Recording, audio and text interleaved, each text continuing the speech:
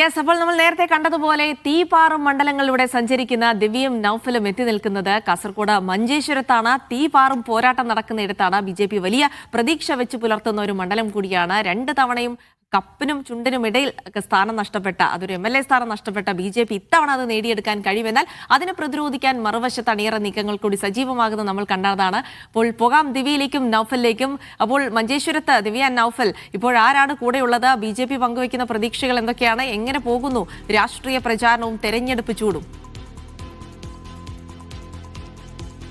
Yes, Jilsy പറഞ്ഞതുപോലെ കഴിഞ്ഞ 3 തവണയും കപ്പിനും ചുണ്ടിനുമിടയിൽ MLA സ്ഥാനം നഷ്ടമായ ആൾ തന്നെയാണ് നമ്മുടെ കൂടെയുള്ളത്, അല്ലേ നൗഫൽ? BJPയുടെ മുൻ സംസ്ഥാന അധ്യക്ഷനും മഞ്ചേശ്വരത്തെ NDA സ്ഥാനാർത്ഥിയുമായ ശ്രീ K സുരേന്ദ്രനുണ്ട്. എങ്ങനെയുണ്ട്? കഴിഞ്ഞ 3 തവണ മത്സരിച്ച ശേഷം ഇതാ 4ാം തവണ മഞ്ചേശ്വരത്ത് അംഗത്തിനിറങ്ങിയാണ്. എങ്ങനെയാണ് ഇത്തവണ നല്ല പ്രതീക്ഷയാണ്. കഴിഞ്ഞ പ്രാവശ്യമൊക്കെ ഇനി എന്നെ തോപ്പിക്കണം എന്ന് കുറെ ആൾക്കാർക്ക് ഒരു ഫീലിംഗ് ഉണ്ടായിരുന്നു. പ്രാവശ്യം എല്ലാവർക്കും എന്നെ ജയിപ്പിക്കണം എന്നുള്ളതാണ്. പ്രത്യേകിച്ച് രാഷ്ട്രീയ എതിരാളികളായിട്ട് ഉള്ള ആൾക്കാർക്ക് നല്ല രീതിയിൽ വികസനം വേണം എന്നുള്ള ഒരു ആഗ്രഹം വളരെ ശക്തമായിട്ടുണ്ട്.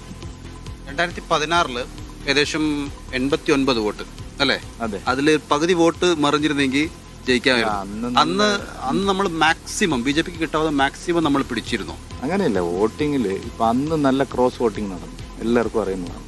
2016-ലും 2021-ലും LDFിൽ നിന്ന് നല്ലൊരു വിഭാഗം ആൾക്കാർ വോട്ട് മാറ്റി ചെയ്തിട്ടുണ്ടായി. ഈ പ്രാവശ്യം മാറ്റി ചെയ്തവരടക്കം പറയുന്നത് അതൊരു തെറ്റായിപ്പോയി. കാരണം അതുകൊണ്ട് ഒരു ലാഭം ഉണ്ടായിട്ടില്ല, പൊളിറ്റിക്കലി ലാഭം ഉണ്ടായില്ല, മാത്രമല്ല മണ്ഡലത്തിൽ പിന്നെ വികസനം ഉണ്ടായില്ല.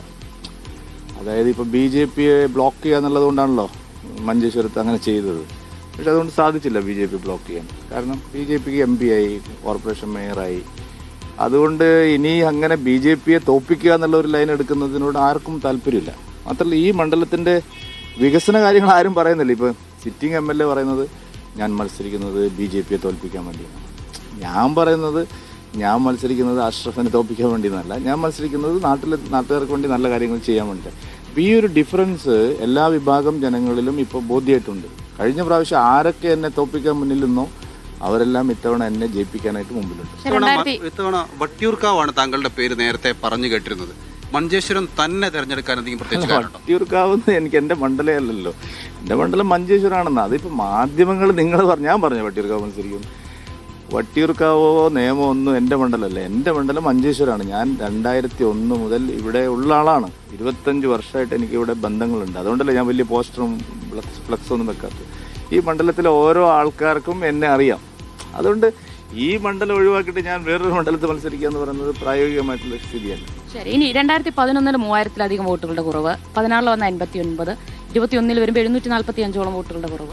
ഇത്തവണ അങ്ങനെ സംഭവിക്കാതിരിക്കാൻ എന്തൊക്കെ ചെയ്തു? എങ്ങനെയാണ് അങ്ങനെയല്ല, ഇലക്ഷൻ സ്ട്രാറ്റജി നമ്മളെല്ലാവരും പറയില്ലല്ലോ. അത് 2011 എന്താ വെച്ചാൽ അന്നത്തെ സാഹചര്യം അങ്ങനെയായിരുന്നു. അതിൽ നമ്മൾ അറിയാത്തൊരു കാര്യമുണ്ട്. LDF ജയിച്ചു. ഇവിടെ LDF ജയിച്ചിട്ട് ഞങ്ങളെ സാധ്യതകൾ പൂർണ്ണമായിട്ടും ഇല്ലാതായ ഒരു സമയത്താണ് ഞാനിവിടെ വരുന്നത്. കുഞ്ഞമ്പൂ നല്ല MLA ആയിട്ട് ഇവിടെ പ്രവർത്തിച്ചു. കുഞ്ഞമ്പൂവിന് അതിഭയങ്കരമായിട്ടുള്ള ബന്ധങ്ങളുണ്ടായി ഇവിടെ. ആ സമയത്ത് ഞാൻ വരുന്നത്. പക്ഷേ കുഞ്ഞമ്പൂവിനെ വലിയ തോതിൽ താഴെയാക്കി ഞങ്ങൾ വീണ്ടും 2nd പൊസിഷനിലേക്ക് വന്നു. ആ ഇലക്ഷനിൽ ഞങ്ങളുടെ ഉദ്ദേശം അത്രേ ഉണ്ടായിരുന്നുള്ളൂ.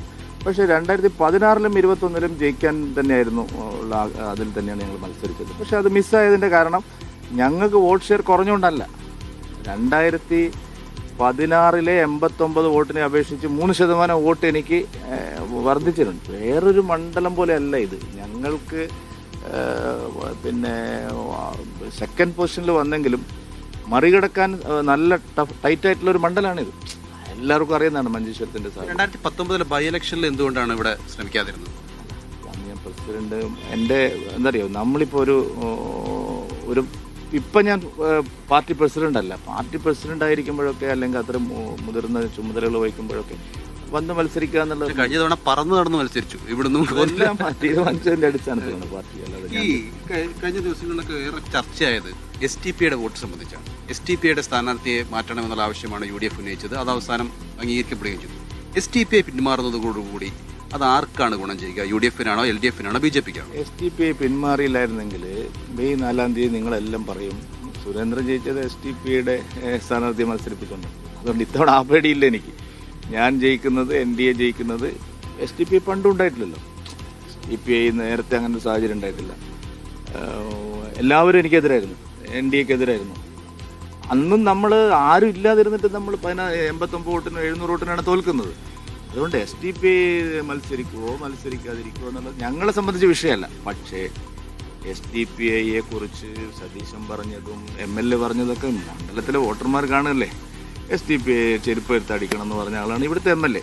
ഇപ്പോൾ അവരെ പിന്തുണച്ചാൽ ജനങ്ങൾ അത്ര വിഡ്ഢികളൊന്നും അല്ലല്ലോ. ഇപ്പോൾ ഈ ആൾക്കാരൊക്കെ ധരിക്കുന്നത് എന്താ വെച്ചാൽ SDP ലീഗും ബാക്കി എല്ലാവരും കൂടെ തീരുമാനിച്ചിട്ട് ഉടനെ മുസ്ലിം സമുദായം ഒന്നടങ്കം അഷ്റഫിൻ്റെ കൂടെ നിൽക്കുന്നതാണ്. അങ്ങനെയൊന്നും ഇല്ല. നിങ്ങൾക്ക് ഗ്രൗണ്ടിൽ റിയാലിറ്റി അറിയാത്തതാണ്. അല്ല, അപ്പോൾ SDPI പിന്മാറുന്നതുകൊണ്ട് ആർക്കാണ് ഗുണം? അല്ല, SDPI പിന്മാറുന്നതുകൊണ്ട് എനിക്ക് തന്നെ ഗുണം. എന്തറിയാം, SDPI എന്ന് പറയുന്ന ഒരു പൊളിറ്റിക്കൽ പാർട്ടി അവർ സ്വതന്ത്രമായൊരു നിലപാടെടുത്തു.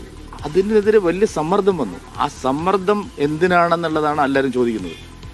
കാരണം ഇങ്ങനെ തെരഞ്ഞു പിടിച്ച ഒരാളെ തോൽപ്പിക്കണമെന്നുള്ള ചോദ്യമാണ് ജനങ്ങളെല്ലാം ചോദിക്കുന്നത്. അതിൽ നല്ലൊരു ശതമാനം മുസ്ലിം സഹോദരങ്ങളുണ്ട്. നിങ്ങൾക്ക് ഇപ്പോൾ ഞാൻ പറയുമ്പോൾ അത് വിശ്വാസമാവില്ല, എണ്ണുമ്പോൾ നിങ്ങൾ നോക്കിക്കോ.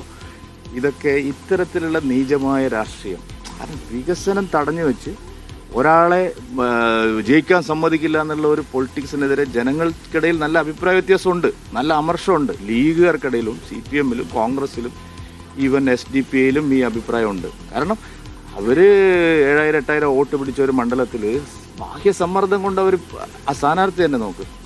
എനിക്ക് ആ ആളെ കണ്ടുപരിച്ചെന്നല്ല, ആ സ്ഥാനാർത്ഥി തന്നെ എത്ര ദിവസം അത് പ്രചരണത്തിനിറങ്ങി. SDPI പിന്മാറുന്നത് കൊണ്ട് BJPക്കാണ് ഗുണമെന്ന് താങ്കൾ പറഞ്ഞു. SDPI മത്സരിച്ചിരുന്നെങ്കിൽ ഗുണമാർക്ക്? അതൊന്നും ഞാൻ പറയുന്നില്ല. കാരണം UDFനെതിരെയുള്ള കുറേ ആൾക്കാരുണ്ട് അഷ്റഫിനെ തോൽപ്പിക്കാൻ. അതൊരു സേഫ്റ്റി വാൾവ് ആവുമായിരുന്നോ എന്നായിരുന്നു എൻ്റെ ഒരു സംശയം. കാരണം അത് അഷ്റഫിനെ തോൽപ്പിക്കാൻ ശ്രമിക്കുന്ന അല്ലെങ്കിൽ ലീഗിനെ തോൽപ്പിക്കാൻ ശ്രമിക്കുന്ന കുറേ ആളുകൾ അത് ഇങ്ങോട്ട് വരാതെ അങ്ങോട്ട് പോകുന്നുള്ളൊരു സാധനം ഉണ്ടല്ലോ. ഞാൻ SDPI മത്സരിച്ചപ്പോൾ അതിയായി സന്തോഷിച്ചിട്ടുള്ള ആളല്ല. ബാക്കി കേരളം മുഴുവൻ നിങ്ങൾ ചർച്ച ചെയ്തു. എന്നെ സംബന്ധിച്ച് അങ്ങനെ കാൽക്കുലേഷൻ ഉണ്ടായിട്ടില്ല. കാരണം അതൊരു സേഫ്റ്റി വാൾവായി മാറുമോ എന്നുള്ള സംശയത്തിലായിരുന്നു എൻ്റെ 25 വർഷത്തെ ഇവിടുത്തെ അനുഭവത്തിൻ്റെ അടിസ്ഥാനത്തിൽ എനിക്ക് തോന്നിയത്. നിങ്ങളെല്ലാവരും ഭയങ്കര സംഭവമായിട്ട് അത് കൊണ്ടുവന്നു. അല്ല, SDPI മത്സരിക്കാൻ എത്തിയപ്പോൾ അതിലൊരു ഡീൽ ആരോപണം ഉന്നയിക്കപ്പെടുകയും ചെയ്തു. അല്ല, അപ്പോൾ ഇല്ലെന്ന് മനസ്സിലായില്ല. ഡീലുണ്ടെങ്കിൽ സമ്മർദ്ദത്തെ തുടർന്നാണ് പിന്മാറ്റം. ഡീലുണ്ടെങ്കിൽ സമ്മർദ്ദം പിന്നെ അവർ മാറില്ലല്ലോ. അപ്പോൾ ഞങ്ങളൊരു ഡീലിലും പോയിട്ടില്ല. ഞങ്ങൾ കാര്യങ്ങളൊക്കെ വിലയിരുത്തി ശരിയായ രീതിയിൽ വോട്ടർമാരെ കാണുകയാണ്. ഞാൻ പഴയ നിലപാട് SDPIയുടെ വോട്ട് വേണ്ട. അല്ല, ഞങ്ങൾ ഒരു കാലത്തും അങ്ങനെ ആരുടെയും വോട്ട് ചോദിച്ചിട്ടില്ലല്ലോ. പിന്നെ എന്തിനാണ് ഇപ്പം ഞങ്ങളോട് ചോദിക്കേണ്ട? സതീശനോടല്ലേ, എന്നോട് എന്തിനാണ് ചോദിക്കുന്നത്? വേണ്ട എന്ന് വലിയ വായിൽ പറഞ്ഞതാരാണ്? സതീശനല്ലേ. എന്താ ഇവിടെ പറയാത്തത്? അപ്പോൾ അതിൻ്റെ ഇരട്ടത്താപ്പ് അവരാണ്, ഞങ്ങളെ സംബന്ധിച്ച വിഷയമല്ല. അല്ല, ഇപ്പോഴും സമൂഹ മാധ്യമങ്ങളിലൊക്കെ ചർച്ചയാകുന്നത്, അല്ലെങ്കിൽ മാധ്യമങ്ങൾ ചർച്ച ചെയ്യുന്നത് മുഖ്യമന്ത്രിയും പ്രതിപക്ഷ നേതാവും തമ്മിലുള്ള RSSുമായി ഡീലുണ്ടാക്കിയവർ ആരെയെന്ന് തമ്മിലുള്ള വലിയൊരു തർക്കം ഇവിടെ പ്രസക്തമല്ലല്ലോ. ഞാൻ ചോദിക്കട്ടെ, ഇവിടെ ഡീൽ ആര് തമ്മിലാണെന്നുള്ളത് 25 കൊല്ലമായിട്ട് ജനങ്ങൾ മാരാർജിയുടെ കാലം മുതൽ ജനങ്ങൾ കാണുകയല്ലേ. ഡയറക്റ്റ് അണ്ടർസ്റ്റാൻഡിങ് ആണ് ഇവിടെ, ഒരു മറയുമില്ലാതെ. ഇപ്പോൾ കാസർഗോഡ് മത്സരിക്കുന്ന മായനായ കല്ലട്ര അദ്ദേഹം പറഞ്ഞു, ഞങ്ങൾ 25 വർഷമായിട്ട് ഇവിടെ 2 മണ്ഡലത്തിൽ ജയിക്കുന്നത് CPM വോട്ട് കൊണ്ടാണെന്ന്. അതിൽ കൂടുതൽ എന്ത് തെളിവാണ് നിങ്ങൾക്ക് വേണ്ടത്? നിങ്ങൾക്ക് മനസ്സിലാവുന്നില്ല ആ തെളിവ്. BJPയെ സംബന്ധിച്ച് ഒരു ന്യൂനപക്ഷ വിരുദ്ധ പാർട്ടിയാണെന്നൊരു ലേബൽ ഉണ്ട്. ആ നിലക്ക് നോക്കുമ്പോൾ അത് മഞ്ചേശ്വരത്ത് തിരിച്ചടിയാവുന്നുണ്ട്. 4-ാം തീയതി പൊട്ടി വിളിക്കുമ്പോൾ മാറിക്കിട്ടും. ന്യൂനപക്ഷ കേന്ദ്രങ്ങളിൽ നിന്നെല്ലാം എനിക്ക് നല്ല നിലയിൽ വോട്ട് വരും. അതിലൊരു സംശയം നിങ്ങൾക്ക് വേണ്ട. ജയപരാജയങ്ങളുടെ കണക്കല്ല ഞാനിപ്പോൾ പറയുന്നത്, മൈൻഡ് സെറ്റിൽ മാറ്റം ഉണ്ടായിട്ടുണ്ട്. കാരണം മുസ്ലിങ്ങൾ മഞ്ചേശ്വരത്തെയും കാസർകോട്ടെയും മുസ്ലിങ്ങൾ എല്ലാ സംസ്ഥാനങ്ങളിലുണ്ട്, എല്ലാ രാജ്യങ്ങളിലുണ്ട്. പണ്ടത്തെ കഥയൊന്നും നടക്കില്ല. നിങ്ങൾ എത്ര പരിശ്രമിച്ചിട്ടും കാര്യമില്ല. അവർ ഗുജറാത്തിലുണ്ട്, ഉത്തർപ്രദേശിലുണ്ട്, കർണാടകയിലുണ്ട്. ഞങ്ങളുടെ ശക്തി ദുർഗങ്ങളിലെല്ലാം അവർ പല രീതിയിലുണ്ട്. അവരുടെ ജോലിക്കായിട്ടും വിദ്യാഭ്യാസത്തിനായിട്ടും ബിസിനസ്സിനായിട്ടും അവർക്കറിയാം BJP എന്താണ് അവരോട് കാണിക്കുന്ന സമീപനം എന്നുള്ളത്. 25 കൊല്ലം മുമ്പുള്ള കഥ ഇപ്പോഴും പറഞ്ഞിട്ട് കാര്യമില്ല. ഗൾഫ് രാജ്യങ്ങളിലെല്ലാം ഉള്ള മുസ്ലിം സഹോദരന്മാർ ഇവിടെ ഉണ്ട്. അവർക്കെല്ലാം അറിയാം എന്താണ് മോദി, ആരാണ് മോദി. അതുകൊണ്ട് BJP വിരുദ്ധത കാൽക്കുലേഷൻ ഇവിടെ മഞ്ചേശ്വരത്ത് നടന്നു കഴിഞ്ഞു. എത്ര ഭൂരിപക്ഷം? നല്ല ഭൂരിപക്ഷത്തിൽ ജയിക്കും. നിങ്ങളെ പറഞ്ഞാൽ ഈ 89 തോറ്റു അല്ലെങ്കിൽ 700 തോറ്റു എന്നൊക്കെ പറഞ്ഞുകൊണ്ട് ഒരു ചെറിയ വോട്ടിന് ജയിക്കുന്നല്ല, നല്ല ഭൂരിപക്ഷത്തിൽ ജയിക്കും. അത് ഈ മണ്ഡലത്തിലെ എല്ലാവരുടെയും പിന്തുണയോടെയായിരിക്കും. ഞാൻ മീഡിയ വണ്ണിനോട് വിനീതമായി പറയാൻ ആഗ്രഹിക്കുന്നു, നിങ്ങൾ ബൂത്ത് അടിസ്ഥാനത്തിൽ കണക്കെടുത്തോ, മതന്യൂനപക്ഷങ്ങൾ ശക്തമായിട്ടുള്ളിടത്ത് ചെയ്യും. അല്ല, ഒറ്റ കാര്യം, ഈ മതന്യൂനപക്ഷങ്ങളുടെ കാര്യം പറഞ്ഞപ്പോഴേ ഇപ്പോഴുള്ള ഒരു താങ്കൾ പഴയ കാര്യം പറയരുതെന്ന് പറഞ്ഞു. പക്ഷേ ഇപ്പോൾ നിലവിലുള്ള ഒരു അവസ്ഥ എന്ന് വെച്ചാൽ ഈ വിദ്വേഷ പ്രചാരണം പല രീതിയിൽ നടക്കുന്നുണ്ട്. അപ്പോൾ അതിന് പിന്നിൽ BJP ആണെന്നുള്ള, RSS ആണെന്നുള്ള, സംഘപരിവാറാണെന്നുള്ള ആരോപണമുണ്ട്. എന്തെങ്കിലും ചെയ്യുമോ? നിങ്ങൾ എന്ത് വിഡ്ഢിത്തമാണ് ചോദിക്കുന്നത്? മഞ്ചേശ്വരത്ത് വിദ്വേഷ പ്രചരണം ഞങ്ങൾ നടത്തുന്നു എന്ന് പറഞ്ഞാൽ ഞങ്ങൾക്ക് തലയിൽ ആൾ താമസമില്ലെന്നല്ല എൻ്റെ അർത്ഥം. നിങ്ങൾ മനസ്സിൽ വെച്ചാൽ മതി. വിദ്വേഷ പ്രചരണമൊക്കെ നടത്തിയാലും അഷ്റഫ് ജയിക്കില്ല, സുരേന്ദ്രൻ ജയിക്കും, ND ജയിക്കും. ശരി, മഞ്ചേശ്വരം അല്ലാതെ മറ്റു മണ്ഡലങ്ങൾ അത് ധാരാളം മണ്ഡലങ്ങൾ ജയിക്കും. അത് രാജീവ് ഏട്ടൻ പറയും. അത് ഞങ്ങൾ എത്ര മണ്ഡലങ്ങൾ ജയിക്കും എന്താണ്. കേരളത്തിൽ നിന്ന് ഞങ്ങളെ ആർക്കും ഇനി തടയാൻ പറ്റില്ല. എത്ര മണ്ഡലങ്ങൾ ഞങ്ങളായിരിക്കും നിർണായകമായി. പണ്ടൊരു പറഞ്ഞു ഇത്ര സീറ്റ് ലഭിച്ചാൽ ഭരണം പിടിക്കുന്നു, ആവർത്തിക്കുന്നുണ്ടോ? ഇപ്പോഴും നിൽക്കുന്നു. എന്തറിയോ, 35 സീറ്റ് ഞാൻ പറഞ്ഞപ്പോൾ നിങ്ങൾ എല്ലാവരും എന്നെ ട്രോളി. ആ 35 മണ്ഡലങ്ങൾ നിങ്ങൾ എടുത്തു നോക്കിപ്പോ. ലോക്സഭാ തെരഞ്ഞെടുപ്പ് കഴിഞ്ഞപ്പോൾ ഞാൻ പറഞ്ഞ 35 മണ്ഡലങ്ങളിൽ BJP എത്രമാത്രം ശക്തമാണെന്ന് നിങ്ങൾ നോക്ക്. 11 എടുത്ത് 1ാം സ്ഥാനത്ത് വന്നു, 9 എടുത്ത് 2ാം സ്ഥാനത്ത് വന്നു, ജസ്റ്റ് തേർഡ്, ബാക്കി 15 എടുത്തുണ്ട്. ഞാൻ വെറുതെ എന്തെങ്കിലും ഒരു കൊട്ടക്കണക്ക് പറഞ്ഞത്. അത് ഞാൻ സമ്മതിച്ചു. പക്ഷേ 35 നേടിയാൽ എങ്ങനെ ഭരണം പിടിക്കാനുള്ള മറ്റത്തൂർ നിങ്ങൾ കണ്ടില്ല. ഇനിയിപ്പോൾ എന്തിനാ ചോദിക്കുന്നത്? അത് കഴിയട്ടെ, നോക്കാം. എന്തായാലും LDFനും UDFനും ഭൂരിപക്ഷം ഉണ്ടാവില്ല. ആര് ഭരിക്കണമെന്ന് BJP തീരുമാനിക്കും. അതുകൊണ്ട് ഈ തടഞ്ഞു നിർത്തുക എന്ന് പറയുന്നത് ജനങ്ങളെ വെല്ലുവിളിക്കുന്നതാണ്. ജനങ്ങൾ തീരുമാനിച്ചാൽ ആർക്ക് തടഞ്ഞു നിർത്താൻ പറ്റും? മാധ്യമങ്ങൾക്കാവോ, CPMനാവോ? ഇപ്പോൾ ഇവിടെ ഷാനവാസ് പാദൂറിനെ മത്സരിപ്പിക്കണമെന്ന് പറഞ്ഞു. ഞാൻ പറഞ്ഞല്ലോ, CPMന്റെ ജില്ലാ സെക്രട്ടറി പറഞ്ഞു, CPMന്റെ ജില്ലാ കമ്മിറ്റി പറഞ്ഞു. മുകളിലെത്തിയപ്പോൾ എന്ത് പറഞ്ഞു? സുരേന്ദ്രൻ ജയിക്കാൻ പാടില്ല, നിയമസഭയിൽ വരാൻ പാടില്ല. പിന്നല്ലേ സുരേഷ് ഗോപിയെ പറ്റി പറഞ്ഞ അയാൾ വരാൻ പാടില്ല, അയാൾ പാർലമെന്റിലിരിക്കുന്നു. VV രാജേഷും ആശാനാഥും കോർപ്പറേഷനിലിരിക്കുന്നു. ഇപ്പം ഇതിൽ കൂടുതൽ എന്താ വേണ്ടത്? MLA ഇരിക്കും നിയമസഭയിൽ. ഡോണ്ട് വറി, നിങ്ങൾക്ക് ഒരു സംശയം വേണ്ട. നിങ്ങൾ ആരുടെയും സ്വപ്നങ്ങൾ, LDFന്റെ UDFന്റെ സ്വപ്നങ്ങൾ നടക്കില്ല. ഞങ്ങൾ നല്ല നിലയിൽ ജയിക്കും. ഏതായാലും പിന്നെ കെ സുരേന്ദ്രൻ വലിയ പ്രതീക്ഷയാണ് പങ്കുവെക്കുന്നത്. എത്ര MLA ഉണ്ടാവുന്ന പറഞ്ഞാൽ 30? അങ്ങനെ കണക്ക് ചോദിക്കണ്ട. അത് സ്റ്റേറ്റ് പ്രസിഡന്റ് അല്ല ഞാനിപ്പോ. അത് ചോദിക്കണം, അദ്ദേഹം പറയും. ഞാൻ പറയുന്നത് കേരളത്തിൽ ഇനി ആര് ഭരിക്കണം, കേരളം എങ്ങോട്ട് പോകണം എന്ന് നിശ്ചയിക്കുന്നതിൽ ഞങ്ങൾക്കൊരു റോൾ ഉണ്ടാവും. ദയവായി നിങ്ങൾ അതില്ല എന്ന് വിചാരിക്കണ്ട. അങ്ങനെ കേരളം ഭരിക്കുന്നത്